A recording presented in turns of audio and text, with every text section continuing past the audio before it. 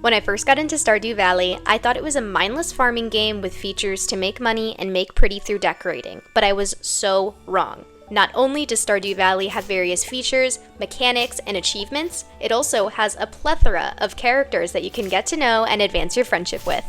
In this video, I will explain some game mechanics that Stardew Valley has that made me want to keep playing, as well as making me a more empathetic player overall. This type of gameplay and storyline is different than reading or watching movies. Stardew Valley allows the player to be immersed within the townspeople's stories and actively gain friendship from them in order to learn more about the characters, showing how what we call meaningful choices, which are choices you feel responsible for and feel connected to, play a part in your journey as a player. To start off, I empathized with Shane's story of being an alcoholic. While it is inexcusable to be an absent father, fatherhood was thrust upon him after his two best friends died, which ended with him having custody of Jas, their child. Drinking is his coping mechanism because of the depression he faced losing his friends, and also from not believing he'll ever be able to amount to being a good father to Jas. When you get to know his character more, you aid him in stopping his alcoholism if you decide to gain more friendship with him, helping him get sober for Jas, as demonstrated in this scene. He's very depressed, but once you take him to the doctor, he decides to go see a therapist because of how bad things have gotten. Stories like this are important considering many have no idea why an alcoholic may be what they are, which develops the player's emotional intelligence by putting them in a situation not only to help others but actively understand their story. By making the choice to be friends with Shane, his trajectory is changed in the game permanently. This makes the player want to learn more about other characters and to hopefully continue to make meaningful choices to befriend them. Also, making a slight parasocial relationship with them that makes the player care more about what happens to them in their gameplay. Moving on to Leah, an artist who had a controlling, unsupportive ex that she broke up with in order to pursue a quieter life doing her art. She has self-doubt and insecurity surrounding said art, thinking it isn't good enough because of how her ex, Kel, treated her artistry. Her ex wanted her to pursue other careers for more money, which only furthered the insecurity that her art wasn't good enough to support herself. The insecurity of Leah's character helped me see how relatable some storylines are, as we've all dealt with self-doubt at some point. She is also considered one of the better single villagers because of her caring personality, which also allows the player to further their connection with her. And as you can see here, you receive a sculpture for your kindness towards Leah. For our last example, Sam, he has a dad who is off fighting in a war, and Sam is responsible for helping raise his younger brother Vincent to be a kind boy, which he succeeds at. He also aids in helping Vincent's anxieties about whether or not their dad is coming back. His story helped me in understanding different family dynamics and how parentifying a child can be bad for certain types of development.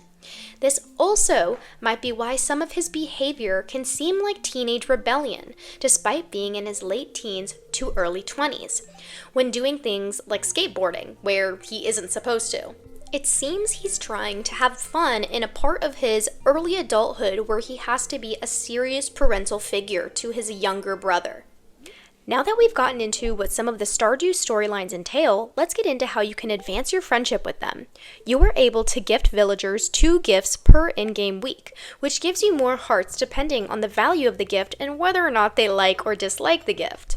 Your rating can actually go down with a villager if you give them a disliked gift, as well as if you choose incorrectly in their cutscenes, which adds a sense of achievement when you find something they like.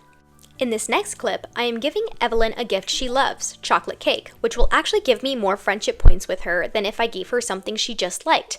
The same applies when I give Jas a pink cake, Marnie a diamond, and Leah a bottle of wine. These are all things they love and not just like.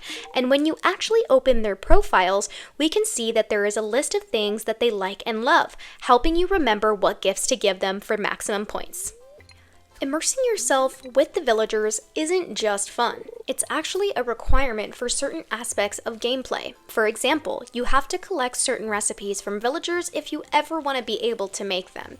And this is done by leveling up in friendship with the villagers and having them give certain recipes to you. This is also helpful if you want to reach perfection, and that requires you to have all recipes completed. For example, you can only get the spaghetti recipe from Lewis, the cheese cauliflower from Pam, the calamari from Jody, and the sashimi from Linus.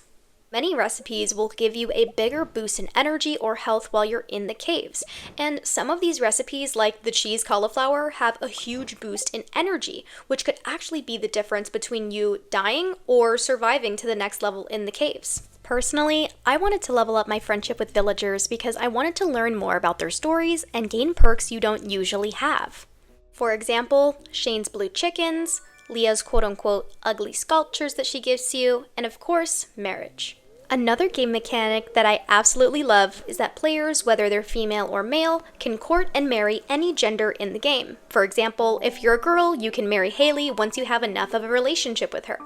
You can also still have a family and kids in the game even if you're a same-sex couple.